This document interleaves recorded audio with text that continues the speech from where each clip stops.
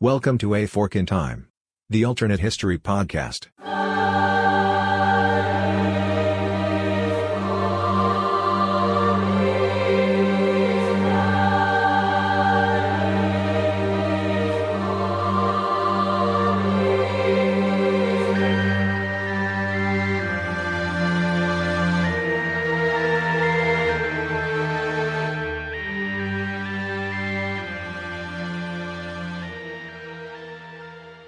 Hi, good people. Welcome back to A Fork in Time, the alternate history podcast.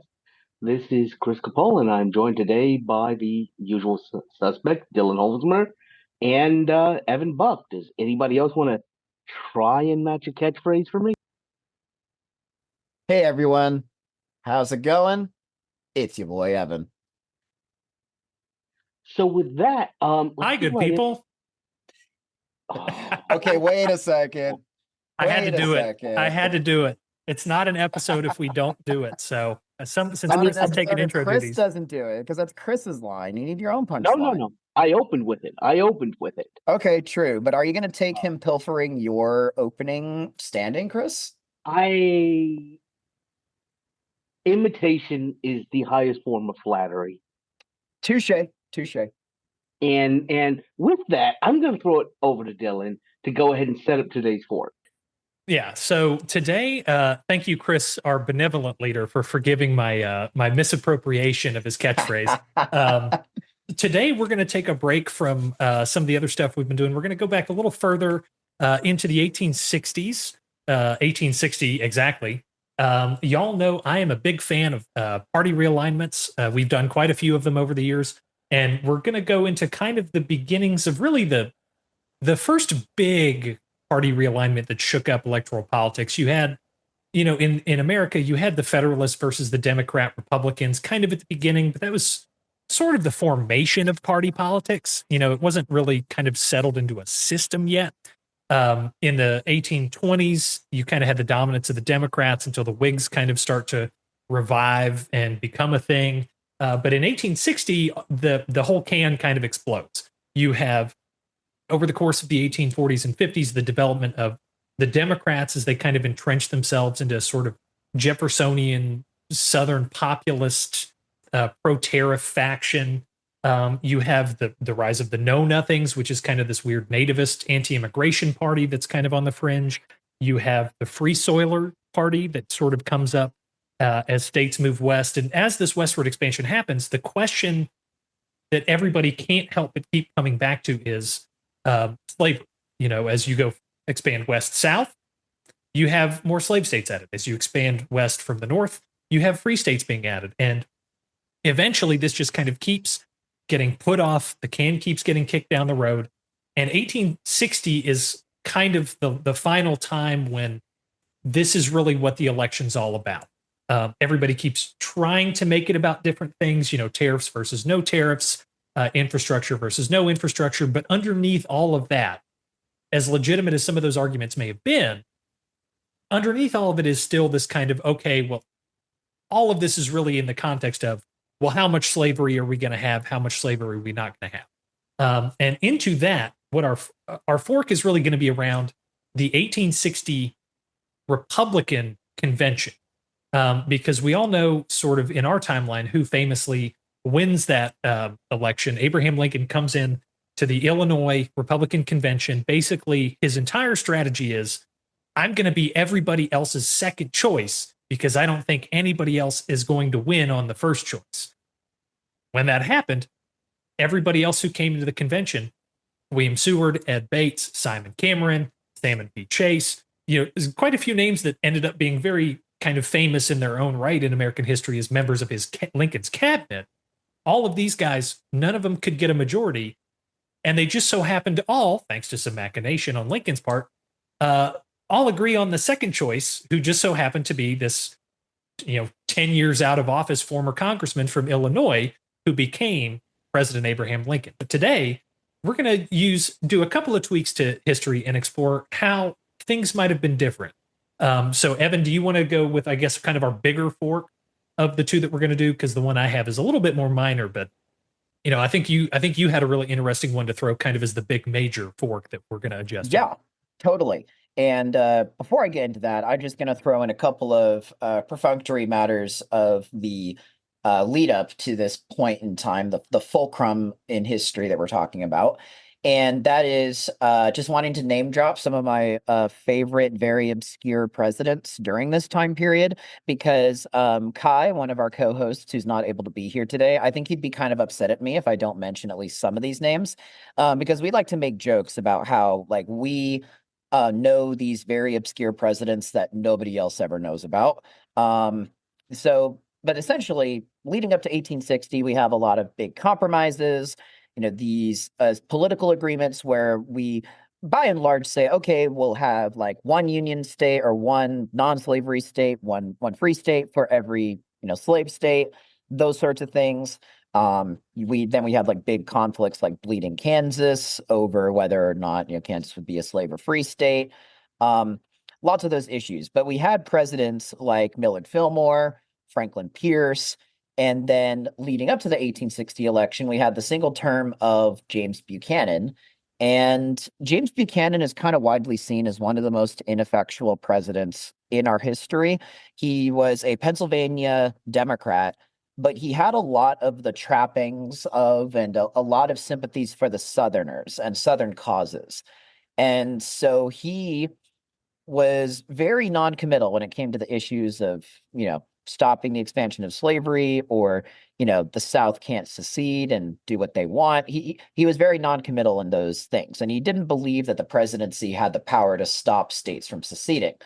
So leading up to the 1860 election, we have the backdrop of a presidency that, really for all intents and purposes, just basically doing nothing, trying as much as it can to preserve the status quo, which is, breaking apart at the seams, bursting at the seams.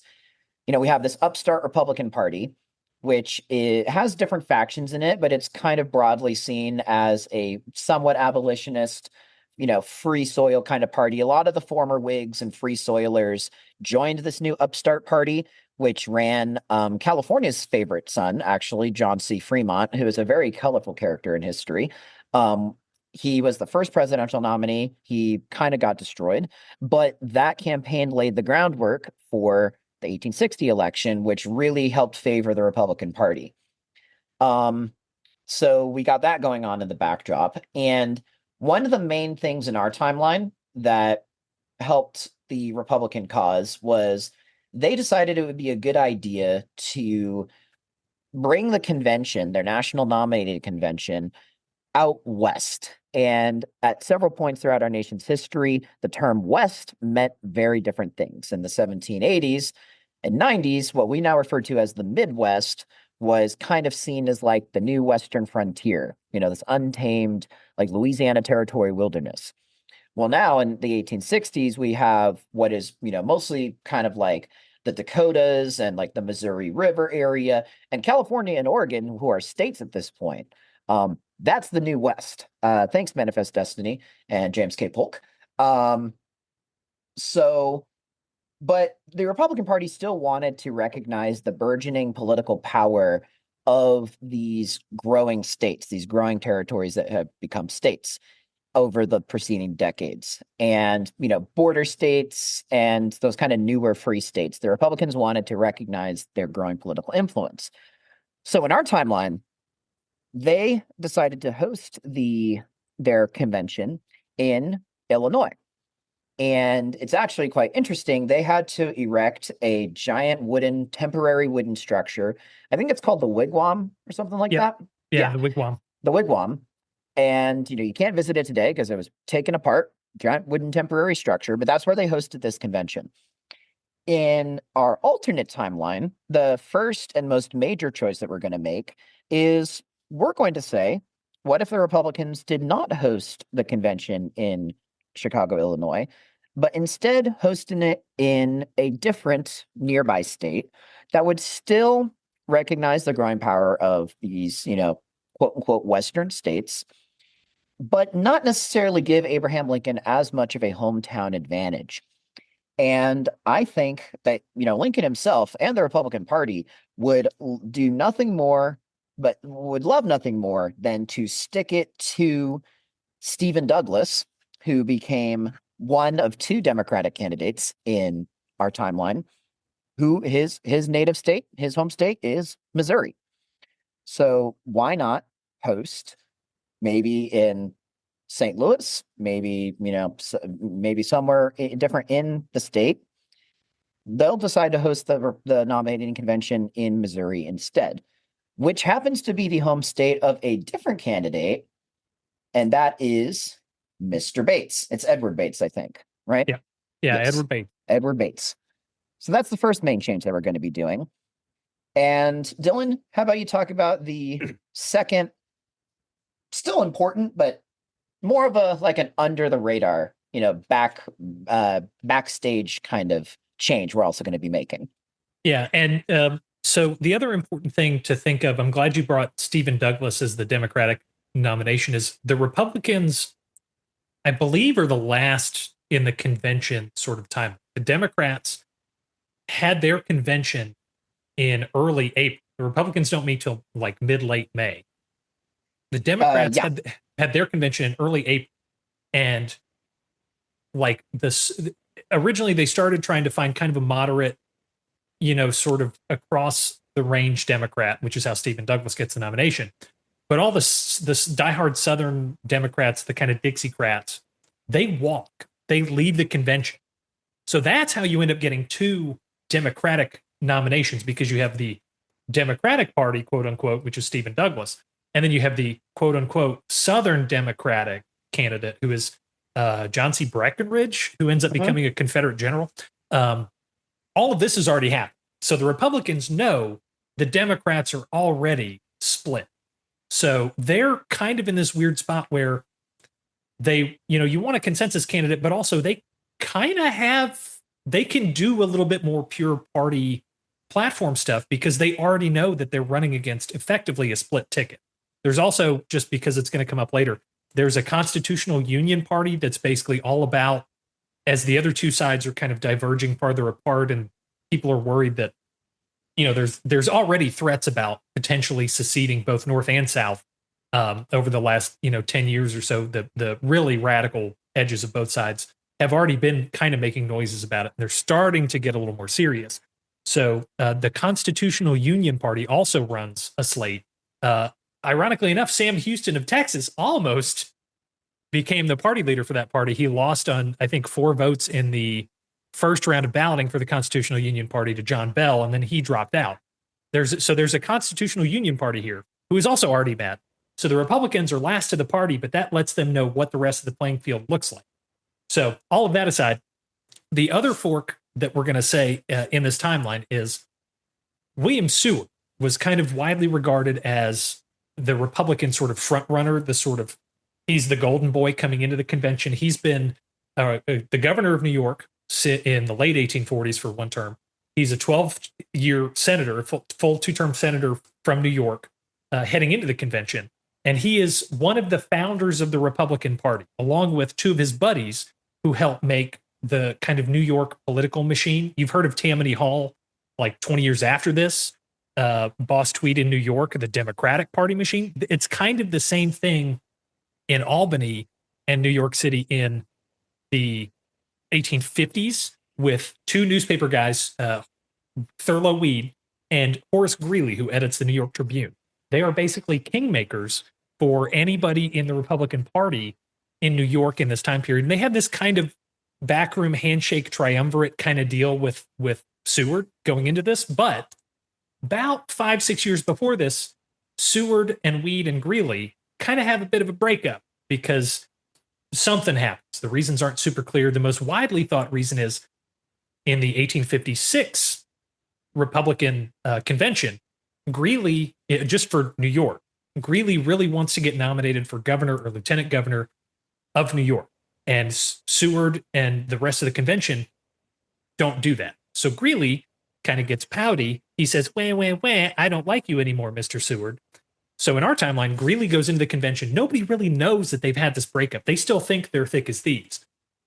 So when Greeley starts saying, hey, I don't think Seward can do it, this Bates guy's kind of cool, people don't realize that he's trying to sabotage Seward. My proposal is, in addition to moving the convention, Greeley and Seward don't have their breakup.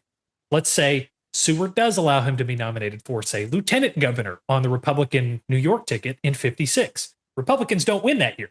So not really a huge change in the timeline.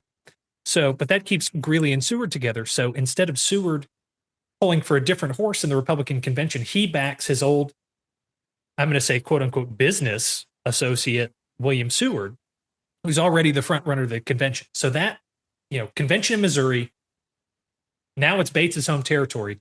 Greeley is now backing Seward instead of Bates. That then changes all of the dynamics of this convention. And I want to kind of do just real quickly and just an overview of who the four big guys are, because there's four big guys. Lincoln's not one of them. The four big guys are obviously William Seward. Like I said, he's a founding Republican. He's kind of seen as sort of the quote unquote radical Republican choice. He has tried to make some noises over the last few years about being a sort of compromise candidate. I don't want to abolish slavery. I just want to keep it where it already is. Don't do anything further. Just limit it. It'll die out on its own. Nobody really believes this. They all see him as kind of the radical abolitionist candidate. Roger Taney, the Dred Scott Supreme Court justice, once said after one of Seward's speeches that if Seward won the Republican convention and then won the election, he was not going to swear him in as president. Like, that tells you how much Southerners disliked Seward. You also have Edward Bates from Missouri. Interestingly, not a Republican. He's at this convention trying to be the Republican candidate for president. He is not. He's basically the Bernie Sanders of the Republican Party at this point. Yeah, kind of, sort of, or the Ralph Nader, but sort of that sort of weird, or almost not quite Ross Perot in terms of influence, but he's got that kind of weird, like he just shows up out of left field and he's there and nobody knows why he's stealing sandwiches and beer out of the fridge, but he's at the party and whatever, he's kind of chill. Because keep in mind, who did the Republicans nominate as vice president 4 years later? The Democrat Andrew Johnson. Andrew Johnson, exactly. So that goes in our timeline. Yeah, Edward Bates he's a former know-nothing, so he's a nativist, which kind of irritates the German-American immigrants of the upper Midwest, but he's also got this kind of appeal. He was literally the first attorney general of Missouri when it was a state. So he's been around in border state politics for a long time. So he kind of has this, border state sort of compromise appeal to him. You've also got Salmon P. Chase, who is a former Democrat turned Whig, now turned Republican. So that's two strikes against him from some Republicans already. He's basically he's even more hardcore abolition than Seward. He's been advocating for free soil abolition parties in Ohio since the early 1840s. But he does have this kind of Midwestern appeal. And then you've also got Simon Cameron, who's kind of the number four. He doesn't end up really doing anything in our timeline other than be replaced by Ed Stanton as Secretary of War when he basically screws up the beginning of the Civil War so badly that Lincoln replaces him. But he's from Pennsylvania, which is a must-win state at this point. It's got a ton of electoral college votes. It's close enough to the border that they don't know entirely which way it's going to go, but in all likelihood, it'll go Republican. Right. And it's the Mason-Dixon line, and Buchanan is from there. There are some Southern sympathies possibly, but it's trending. It's trending Northern more so. Yeah, this is kind of the end of its sort of swing state status right now. But basically, Cameron is going to end up being kingmaker in this ballot. So those are kind of all the big guys going into this election. So, Evan, do you have any thoughts on who ends up kind of being the kind of winner at all this? I know I have my horse, but I'm curious what you think.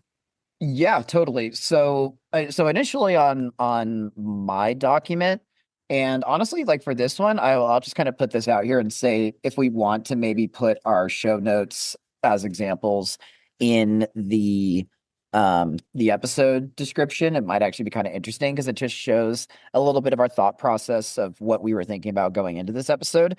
Because I was kind of taking it where we're just going to move the convention. And I decided that we were going to maybe make the convention more so in one of the northern states or in Pennsylvania so that Simon Cameron could possibly win through his political machine. Dylan kind of came at it from a different tact, and he was like, well, maybe what if we just change Horace Greeley, still supporting Seward instead? And during the pre-podcast, we just kind of ended up merging the two together and making a kind of dual fork, but not really. And so now we're having a very interesting, decision here on who we're going to have actually win. So what I would say is, like, if Cameron was able to, like, swing the convention, keep it in Pennsylvania or even New York, like one of those states, then I would say he would employ more of the strategy that Lincoln did in our timeline, because Lincoln basically pulled a strategy that we often see candidates do now in ranked choice voting, where they're like, hey, even if you don't necessarily like me as your first choice, rank me as your second choice. And then when the ballots all kind of start coming in and the first place candidates don't maybe win enough support, there's enough broad second place support for me to be able to stand out and come out on top. Cameron can do probably something very similar because he had his votes locked down from the Pennsylvania delegation. And eventually he threw his behind, Lincoln in our timeline. I think if we have the convention still somewhere in the traditional Republican strongholds, Cameron stands a pretty solid chance of winning. If, however, like we do have in our timeline, the alternate timeline that we set up, we have it in a Western state, but it's, more of that border state, like, Missouri, then I think Seward remains the favorite, and he probably stands the greatest chance of winning. But there will be, I think, in terms of the vice president slot, an opening for someone like Bates to kind of help balance out the ticket a little bit. And so I'm going to say, with the fork that we've set up, I think there's probably too much, despite some people's misgivings about Seward and his abolitionism and everything, this is kind of the natural direction of the party in an alternate timeline. In our timeline, Lincoln succeeded because, and this is something I think I'm going to harp on throughout the episode, Lincoln, we all tend to think of as the post-Emancipation Proclamation Lincoln. We tend to think of Lincoln as this, sweeping historical figure that was for the freedom of African-American slaves, like, from the get-go. That is not who Abraham Lincoln fundamentally was. He ran and he won the Republican nomination primarily because he was seen as a moderate. He was seen as somebody who wanted to keep slavery contained, and it would eventually die out on its own. That was not his stated goal or intention coming in. And that's why he was able to win over a candidate like Seward, was because Seward was seen, no matter how many overtures he made to those kind of arguments, Seward was seen as more of the openly free soil, anti-slavery, abolitionist kind of candidates. I think in this timeline, if you're going to host a convention literally next door to Kansas, which had the Bleeding Kansas issue, the Republican electorate and those kind of people, and I say the Republican electorate, this was back in the time where nominations were mostly determined not at all by primaries, but just by the smoky backroom deal kind of things. And the horse trading going on at conventions. I really don't see anybody outside of Seward probably being able to consolidate enough support. Lincoln, Greeley in our timeline saw Lincoln as an up-and-coming rising star in the Republican Party. And when he had his spat with Seward, he encouraged his people, like, hey, go check out this Lincoln guy. He's a rising star. He might even become vice president. Yeah, he actually went to a famous, 1858 speech that Lincoln did. He went with to the a couple of other people. Yeah, he went to the speech that put Lincoln on the map politically on a national stage. So Greeley, sorry, what's that? Cooper's Union speech, right? Yeah, Yes, Cooper's Union. Yes, yep. Exactly. So that's my very long-winded answer of saying that, yeah, I think Seward, just everything going for him, going in a convention at a different spot, I think that's who I see winning the nomination. Yeah, and I'm kind of inclined to agree. I just think if you take Illinois out of the equation, and if you put Greeley back in Seward's camp, I think the fact that, the New York Tribune at this point is basically what the New York Times is today, or in the 1950s and 60s. Like, it is pretty much the preeminent national paper, at least in the North. Why does that matter to Horace Greeley? Well, because he is friends with Seward, and, Greeley just likes to be right, pretty much. It's the end of the day. The publisher. Yes, yeah, Greeley's the editor. He founded this paper. Yeah. Yeah, sorry. I skipped over that part. Greeley founded and is the editor of the New York Tribune. So if Greeley's still in Seward's camp, he immediately has not just a convention boost, but he also has a national PR, basically free campaign. You have a built-in, just mass and campaign mailers right there. Greeley is also a founding member of the Republican Party, so he has cachet with people. Mm-hmm. So I think Seward is basically the stars are aligning too much to keep Seward from being the nominee, at least on the second or third ballot. I don't think he wins it on the first ballot. I suspect what happens is Seward realizes he needs some kind of compromise, some sort of balancing ticket, partner. So that leaves basically your Midwestern people. Lincoln's probably brought up, but I think at this point, he's a one-term congressman from 10 years ago. Yeah, he had Cooper's Union. Yeah, he had the Lincoln-Douglas debates, but he doesn't have any current, political cachet outside of those. He's kind of a rising star. He may be something in one or two conventions, but not right now. I think the two options are Cameron from Pennsylvania or Bates from Missouri. If you look at Seward, I think Bates is the much more likely choice for vice president because they need a Missourian, semi-Southern from a border state. It's kind of mixed bag on, in terms of abolition or slavery. Bates at one point owned a slave. He's not a full-blown Republican. So if you're going to balance out Seward or Salmon P. Chase, but I don't think, he's a little too wild. If you're going to balance out Seward, it's hard to find a better spot. Cameron is a problem because he comes into the first ballot with like 60 votes, and you need 300 and some odd to win, I think.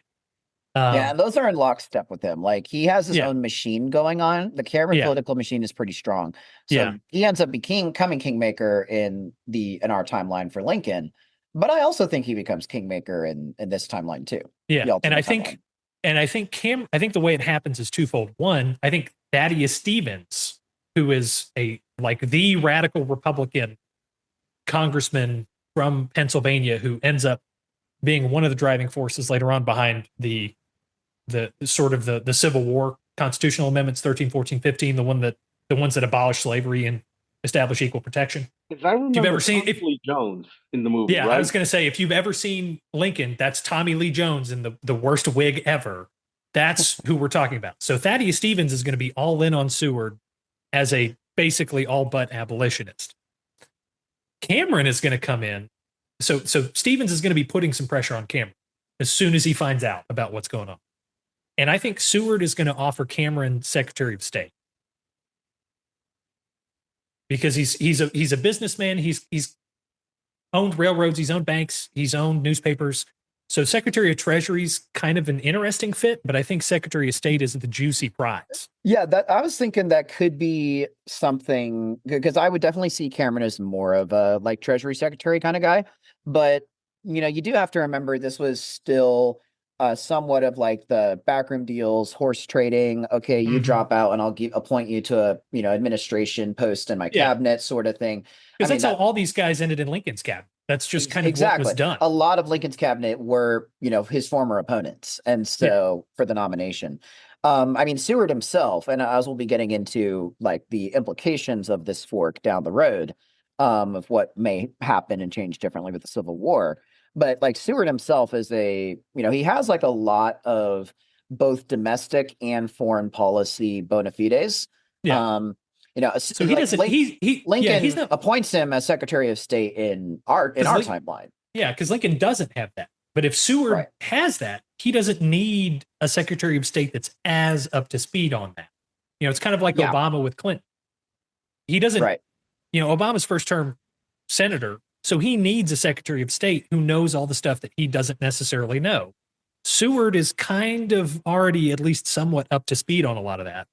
So he can afford a Secretary of State who's more an immediate political token or chip.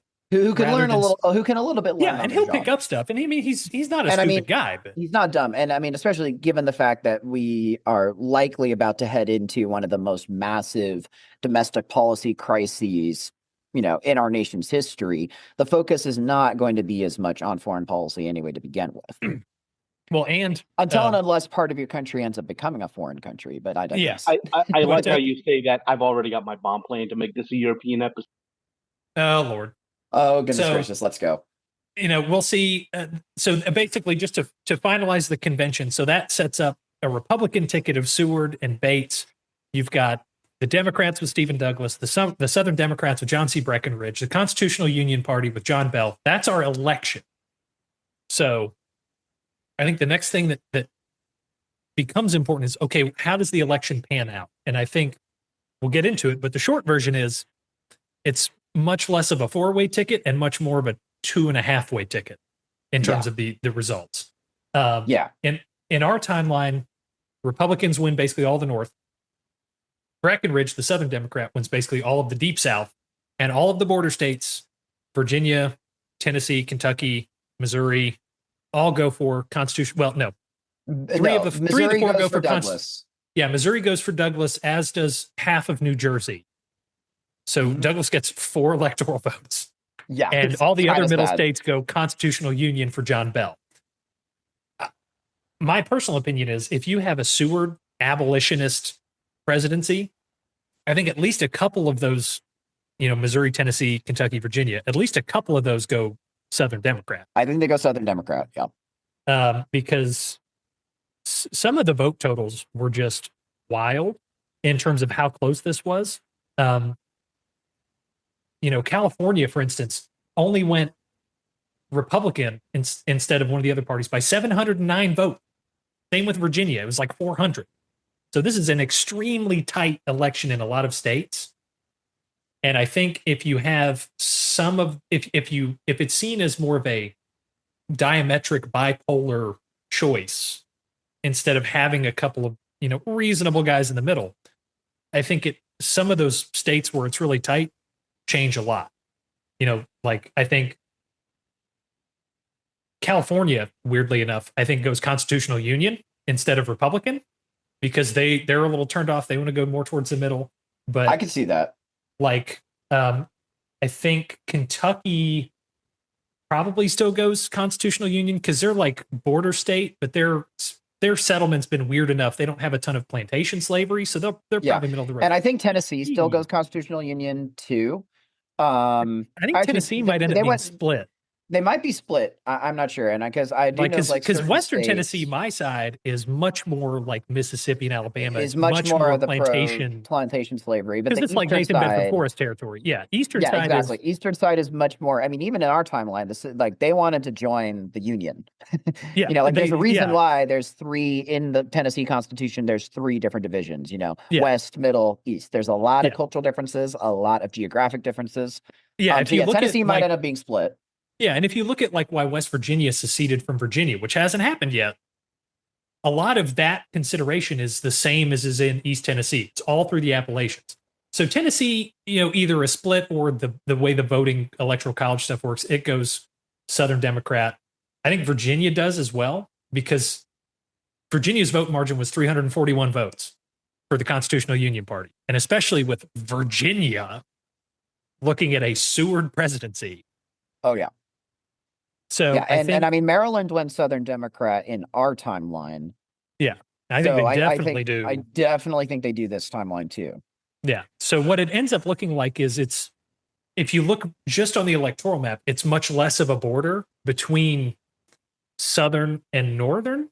And I think after the election, that may push more border states into being kind of more secessionist, because I suspect the numbers work that Seward's going to win. Like, I ran a mock electoral map with some of the flipping, and Seward still wins 179 votes. You need like 154 to win at this point.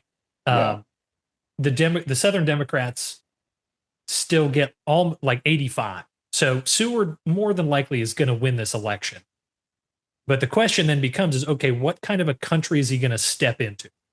Because South Carolina, if I remember correctly, seceded before Lincoln took office. So hardcore South did. Yeah. Like South Carolina, Georgia, I want to say Florida, Alabama, Mississippi. Maybe Louisiana, but it wasn't until after he was inaugurated that you're reacting. Oh, Virginia. Even Virginia didn't secede initially. No, no. Virginia Mhm. stayed with the Union and didn't secede until he was inaugurated / Fort Sumter. Yeah. And Same I with think, Yeah. Lee. yeah. And I think the secession thing, it may play up a little bit early, or it may be one of those things where maybe one extra state secedes with the rest of the crew. I think the Fort So Sumter, the key is Virginia because yeah, basically once Virginia goes, North Carolina has to, yeah, and Tennessee does quickly too. yeah. And And I think, once Virginia goes, what I think is very, very possible in this timeline too is, and we did an episode on this actually. It was the first episode that I was a guest host on. It was my fork, my idea. So got to, toot my own horn here. That was an episode of what if Maryland had joined the South during the Civil War. And before we get too much farther, I just want to kind of emphasize the fact that a lot of the Deep South seceded before Lincoln took office. Lincoln was not even on the ballot in most yes, of the South. So there Yeah. was no possible way that Lincoln could have won those states. And I mean, he wasn't going to anyway, but like he didn't get, it's like in our elections, like we have the red states and the blue states, but they're on all 50 ballots. They're on all 50 states. And so, you're going to get some votes that will contribute to the national vote total for your candidate from states that are lost, quote unquote, lost causes. Lincoln didn't have that. Lincoln still won fairly convincingly, purely because he mostly swept the northern states or won enough of the narrow margin northern states for it to not matter. If you have a incoming Seward presidency, where in our timeline we had states seceding even with a moderate Republican winning, I don't see a universe where we don't see secession happening sooner or more, or on the same timeline, but also more states joining the Southern's effort. I can see Kentucky also possibly as a border state swinging to the Confederacy, maybe. I do think the fact that the Republicans hosted the convention in Missouri, and Missouri is kind of this weird place where they had dual competing governments during the Civil War for a time. I mean, Stephen Douglas is from there, and he was the guy who was basically popular sovereignty. Let's just have everybody vote on it and be happy. And it's also kind of this thing where it's like the more northern part of the state is a little bit more, less plantation slavery, more kind of union oriented. The southern part is more culturally southern, closer to the Mississippi River, that kind of thing. I think Missouri still stays union, but I could see a state like Kentucky, a state like Maryland, maybe 2, possibly 3 more states maybe joining the Confederacy than in our time. And I think some of that deals with not necessarily just the immediate secession, but Fort Sumter is really what kind of kicks off the whole dust up. Yep. And that is a famous example of, in our timeline, how good Lincoln was at making the best out of a bad situation and turning it into his advantage. Super short recap of Fort Sumter. South Carolina, Charleston Harbor. The South Carolina secedes, but they've got a federal naval fort protecting the harbor. South Carolina secedes. They don't take the fort because it's got all the guns. Lincoln basically maneuvers the South into firing first, which makes them the aggressor. And basically, by the way, it starts under Buchanan, and he does absolutely Buchanan does nothing. Yeah, Buchanan does nothing. Buchanan does you nothing. See what you're talking about, the genius of Lincoln coming into that standoff. Yeah. It's already happened. Yeah. And I think Seward, he doesn't have the same strategic idea of, okay, we have to make sure that no matter what, the North can't be seen as the aggressor. Seward is going to have the same kind of instance of, oh, we've got to resupply the fort. We have to get supplies in there. Instead of Lincoln tricking the South into firing first, Seward's the kind of guy who is, not just because of his political positions, but also just his general demeanor. He's not as compromising of a guy. He's just going to send a few extra gunboats.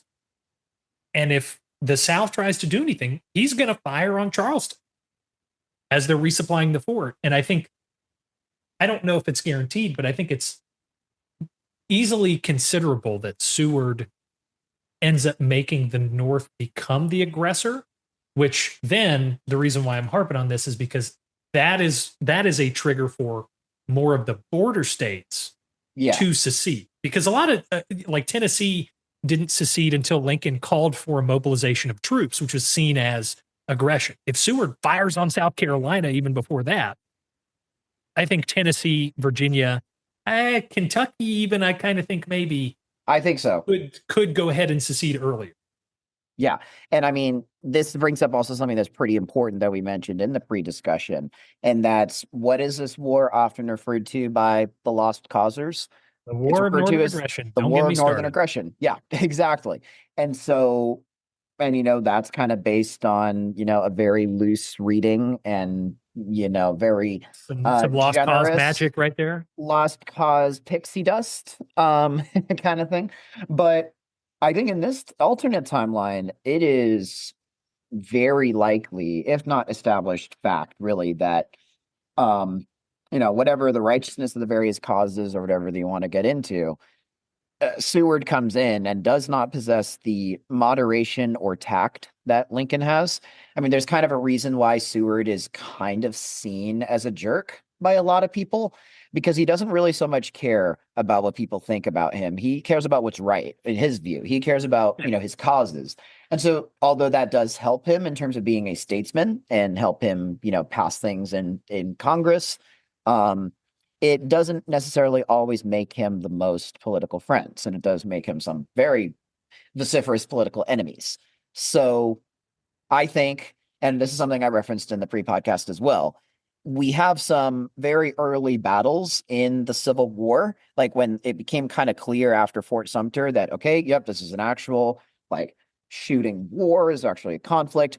We had in the very first battle, basically a bunch of people go out with their picnic baskets, and they're just like, oh, this is a lovely day for a scrumptious picnic. And then they have to flee when they realize that the artillery's coming in, and this is an actual shooting conflict. This isn't just some sort of fun Civil War reenactment. This is the actual Civil War. I don't think there's any pretension about that from the get-go. I think that it's just a kind of a full-on conflict, and the major change, which we can explore the downstream ripple effects of this, but the single biggest change of the tone and tenor of the Civil War with the Seward presidency is that it becomes a fight for the very soul and existence of the country itself over the question of and the institution of slavery. In the initial stages of the Civil War, Lincoln was very much, okay, these are, and this was kind of his stance that was all throughout his presidency, really, but he then became a political opportunist with the Emancipation Proclamation. We'll get into that in a minute. But, Lincoln was more so of the, hey, we need to keep the Union together. We need to, these are just some erring brethren, we can sort out our differences. We can, we can contain slavery. It's fine, but we need to bring them back into our fold in the initial stages of the war. Seward at the very start is going to be like, these are traitors. These are rebel scum.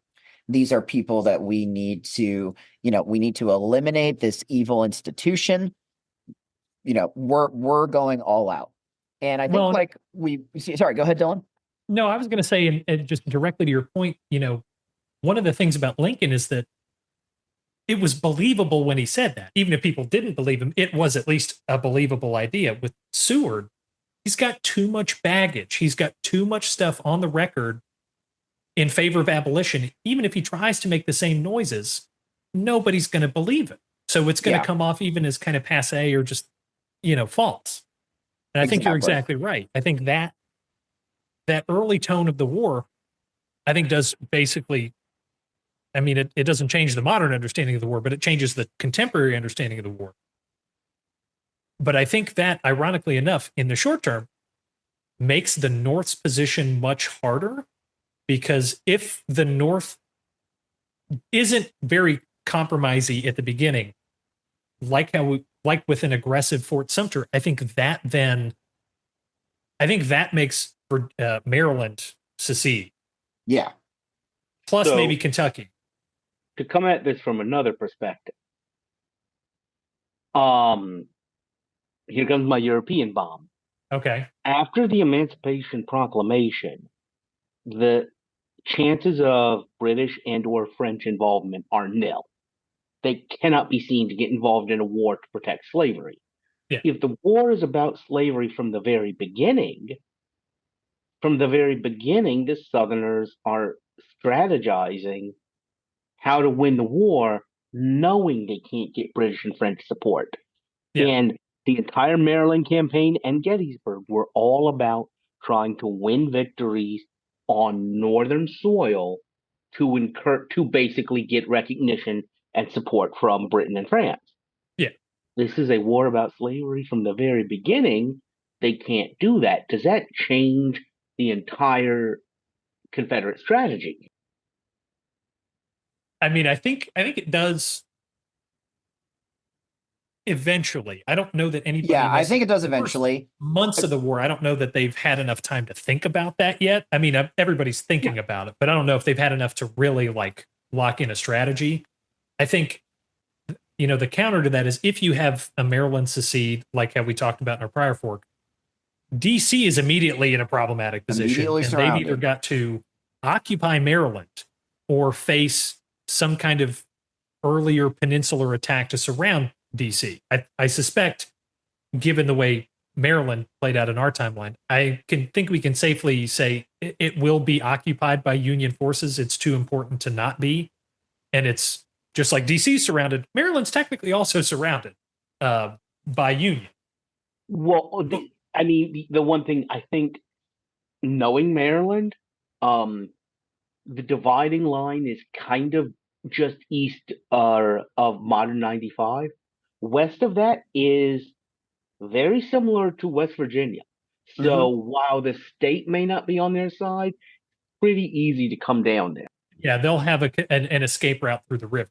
The more interesting one, I think, is if Kentucky secedes.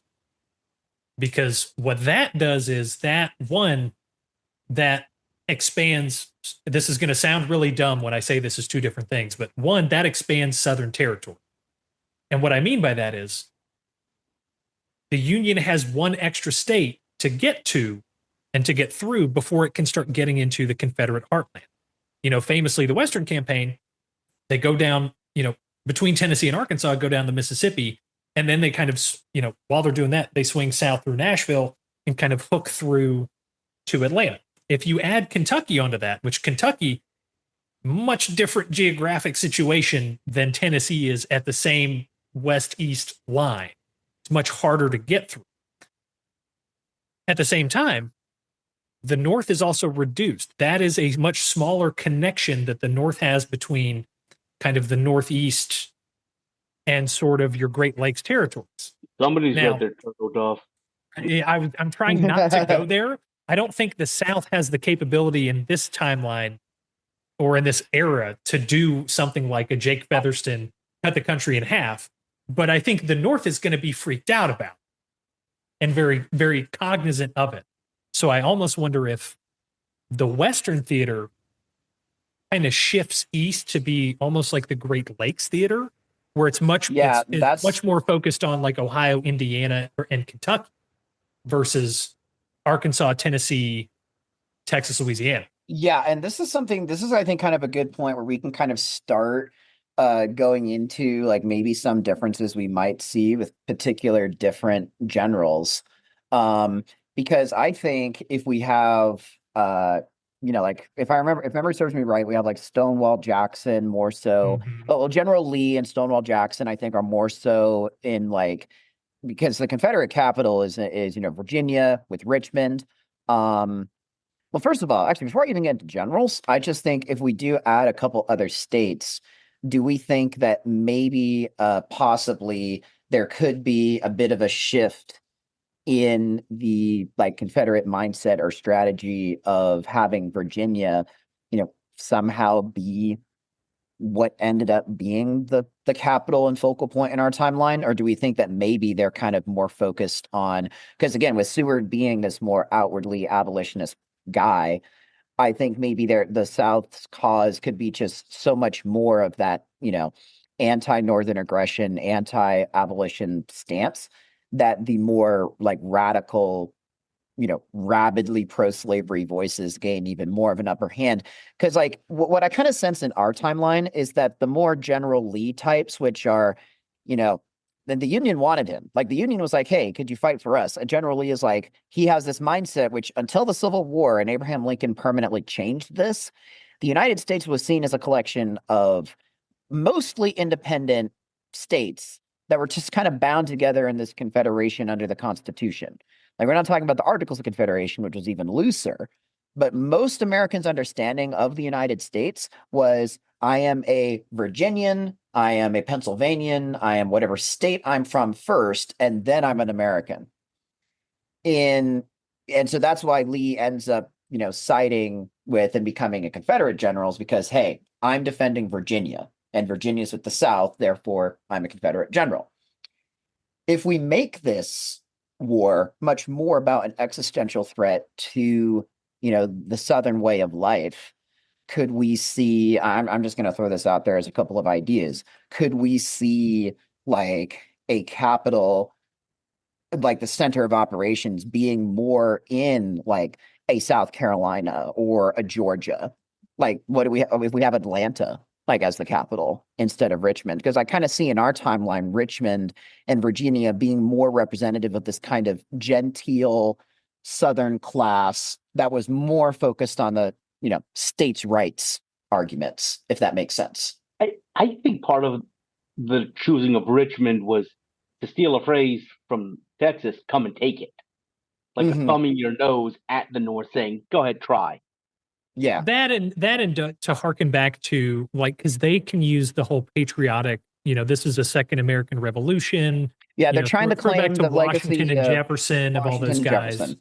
I think there's an interesting argument for like a kind of dipole capital where you have Richmond, but you also have, Montgomery is where they started the CSA and then also where they finally finished it in terms of capital. So I can kind of see doing two, a summer capital and a winter capital, to borrow a Russian. I have to stand up and say this. The last capital of the Confederacy, the last place they had a cabinet meeting was Danville, Virginia, my mother's hometown. That's why I know that. Okay, so it's three capitals: Richmond, Danville, and Montgomery. Well, are we creating a South African timeline here where we have 3 Confederate capitals and there's 3 South African capitals? You've never been to Danville if you're I don't know. No. Hey, I have not, but I was just saying because that's the only country I know of that has 3 capitals. So Bolivia, I think, has 2. So anyway, I digress. The other thing we're not talking about is Charleston. If we want to talk about, well, I mean, that's what I was kind of throwing out too. Is South Charleston Carolina could be the one, because if you have a Confederate sort of firing, that I can see them kind of analogizing that to sort of like the battles of Lexington and Concord, yeah. And Charleston, if not being the official capital, being kind of the spiritual capital, is sort of the place that seceded first, kind of a deal. Kind of like Massachusetts has, the Patriots today on everything because, it's Massachusetts. And it has nothing whatsoever to do with Tom Brady and Bill Belichick, but go on. No, of course not. Exactly. Got to throw football into this somehow. So, I do think that's kind of interesting. I do really like the idea of exploring the alternate battles, though, because especially if you shift Maryland and Kentucky, that completely changes, stuff that like McClellan and Joe Johnston do, but it also changes the Western theater because it changes that pretty big. Yeah. Yeah. Like, so I'm going to throw out a name that most non kind of nerdy Civil War historians probably won't necessarily recognize, and that's Don Carlos Buell.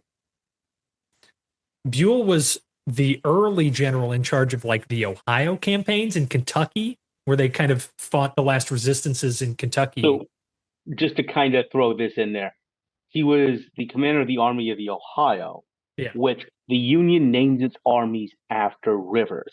The Army of Potomac, the Army of the Ohio. The Army of the Ohio, to my understanding, never fought in Ohio. But they didn't. Kind of but it's named. Yeah. But it does have a regiment from Ohio. Well, it has several, but it has one in particular that was commanded by a colonel underneath Buell. Now, Buell, fast forward to the end of his story, he's relieved of command in 1862 because he out McClellan's McClellan at sitting around not doing anything. Yeah, and that was something I wanted to throw in the conversation too, is Dylan, you presented this point in the pre-podcast that Seward is going to have much less of a tolerance for his generals basically just being holed up in the library, like Yeah, in like in the Lord of uh the Rings, yeah, or I was gonna say like Gandalf, Winfield Scott getting winched onto his horse so that he can right. go ride 5 Right, yards. Yeah. exactly. Abraham Lincoln, he was like, okay, we'll give a little time, see if this works. Nope, okay, we'll bring in a new general. But like, I don't think Seward is going to have very much tolerance for that. He has a much shorter fuse. He has much less patience.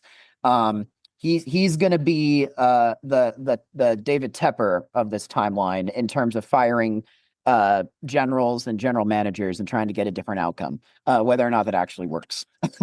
Yeah. And Another so football reference I have to throw in there. yeah, so I think like the Western one, if the Western theater is shifted a little more east, I think that's going to change some things. So like, and if you have a more prominent Ohio, Kentucky theater, I immediately think, especially if Don Carlos Buell gets shunted, I think that makes James Garfield a much earlier famous name than it is in our timeline. I think he becomes, because he's basically the only successful commander under Buell who sticks around and gets kind of reassigned from Buell's army. So I can see, the Union theater being, instead of 2, an east and a west, 3, an east, a middle, and a west. And I Yeah. can see, Buell and then maybe somebody like Garfield being in charge of Kentucky, going down into Tennessee. Grant and Sherman still end up out west. And you've still got your succession of McClellan, Burnside, all those guys in the east. Yeah, and I think just kind of to wrap up a little bit on the like maybe the general discussion that we're getting into here. Not to get too far into the weeds, but like for example, Lee only really becomes one of the major reasons he ends up becoming prominent in our timeline is because I want to say it was Joe Johnston who got injured before him, and It was. and that's when Johnston, Lee comes in. when the Peninsula Campaign finally does happen. Right, Another of our exactly. episodes. Yes, exactly. So, we might see some chess pieces shuffling here and there. I do think if the focus is more of a like West, Middle, and East areas of the Civil War, we could have a little bit more prominence for generals like William Hardy, like Braxton Bragg, Nathan Forrest. Like we could see more of those actors being a little bit more prominent than they were in our timeline. But by and large, I think as we kind of start drawing this episode somewhat to a close here, with the lack of involvement, like from the get-go, from Britain and France and the South, and both sides seeing this as more of an existential fight over the institution of slavery, I think the South realizes maybe a little sooner that, because we would tend to think of more territory as being a good thing, but I think what that ends up kind of doing is it kind of actually ends up biting the South a little bit more because they're not getting really any of the major benefits outside of some areas in Maryland. But for the most part, the additional territory they're getting is not major industrial production centers, which is what really hurt the South, in our timeline. And so you have more territory to defend. You have a more, hardcore abolitionist president who's going to not really care too much about trying to bring these people back into the fold. He is in it to win it and will smash everything and pick up the pieces afterwards, shoot first, ask questions later. I don't really see how, whether this, I think this shortens the war personally. I think it maybe, I don't think it's going to be like it's over in 1863 kind of thing, but like maybe 1864. But I think, kind of just to find a place to sort of land this metaphorical time plane.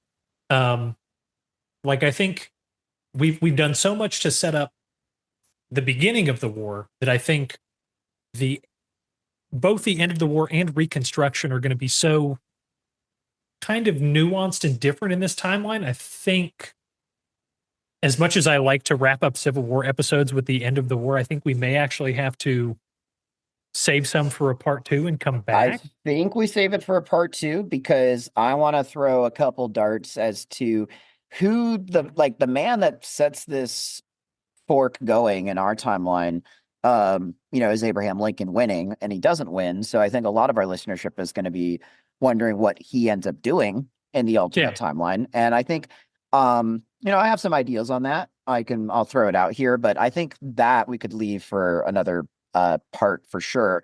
I think explaining more of the Seward presidency outside of domestic Civil War conflict could also be very interesting. Yeah. Mm-hmm. Seward's folly, like if that happens still or not. Lincoln's folly. Yeah. Hey, it could be Lincoln's folly. Although I mean, if Cameron's the Secretary of State, maybe it's Cameron's folly. I don't know. But yeah, I think, just kind of as we start wrapping up here, I will say, I think Lincoln remains a up and coming voice in the Republican Party. And I think that he still has, ideas. He's obviously he's for the Union cause and he's still, promoting that. But I do think it sets up a very interesting schism within different camps of the GOP. We have the hardcore abolitionists. We have William Seward. And again, part 2 foreshadowings. But I think with all the southern states gone, essentially, and in our timeline, we have Lincoln running against one of his own former generals, McClellan, who becomes the Democratic nominee and is essentially running on a platform of Lincoln is too hardcore. Let's just kind of do what I like to do on the battlefield, which is not much to fix the problem. Just kind of let things stay as they are. I think in our timeline, we again have another election where it's very, very bifurcated, very divided, but Seward sweeps. He wins another term in the middle of a civil war. It's like, don't change horses while you're or don't change riders while you're halfway through the river kind of thing. But anyway, with all those sweeping generalizations out of the way, I think Lincoln does end up setting himself up to be a prominent Republican leader moving forward, a thought leader, someone who is going to be much more of that moderate voice.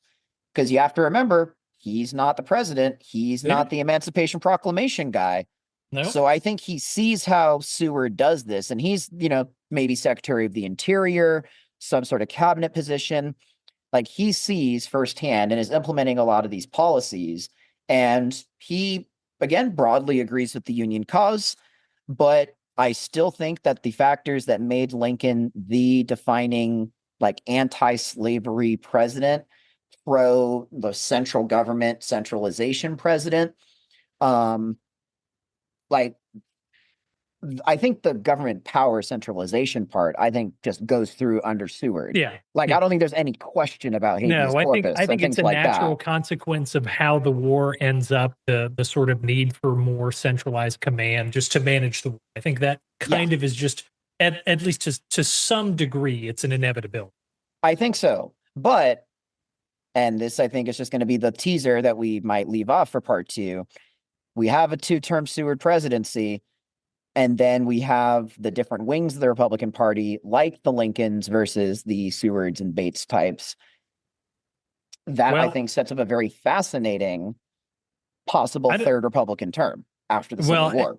And I don't necessarily say we assume that Seward gets a full 2 terms because, Lincoln famously does it in our timeline, and Seward was one of the people who was attacked. That is something I was thinking, keeping in mind too.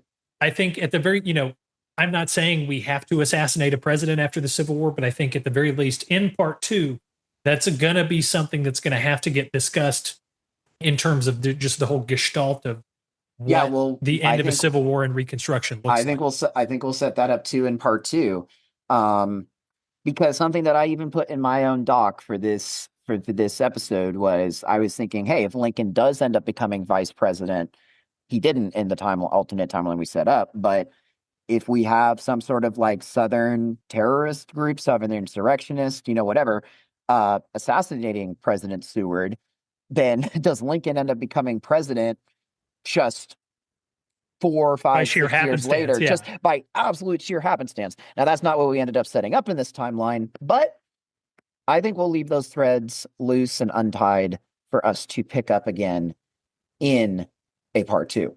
Yeah. We're not threatening a part 2. We are doing a part 2. We are promising. Chris has not had any economic theory on this podcast, so he must have his chance. Yes, that is true.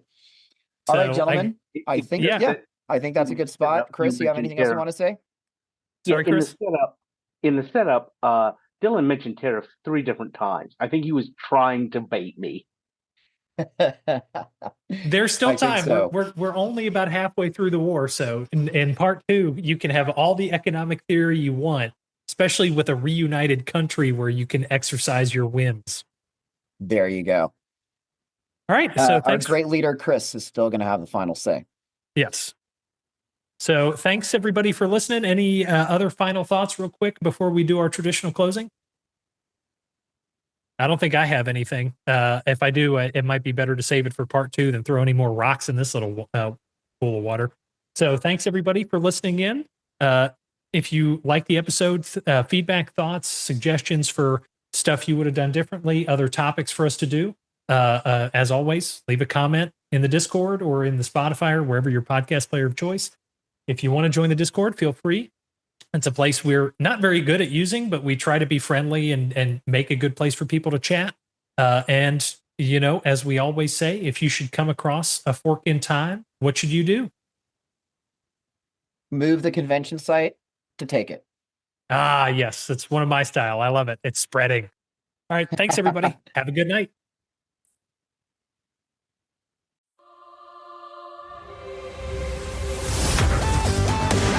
Thanks for listening to A Fork in Time, the alternate history podcast. Learn more and provide feedback by visiting our website at www.aforkintimepodcast.com. Connect to us on Facebook at facebook.com/aforkintime or follow us on Twitter at AFIT Podcast. If you want to support the show financially, visit our Patreon page at patreon.com/aforkintime. We hope you will join us next time.